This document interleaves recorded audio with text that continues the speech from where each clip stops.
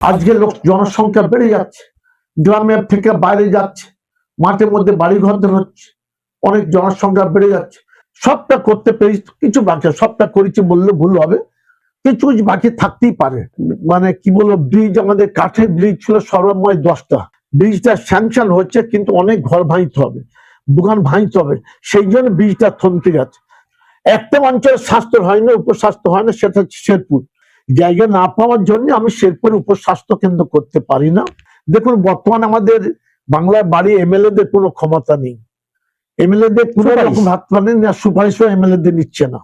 আপনি তো প্রকাশ্যে বলছেন যে আমার দলের গদ্দাররা আছে যারা আমার দলের খেয়ে দলের বিরোধিতা করছে, তাহলে কি আপনার জায়গাটা কিছুটা হালকা হয়ে যাচ্ছে?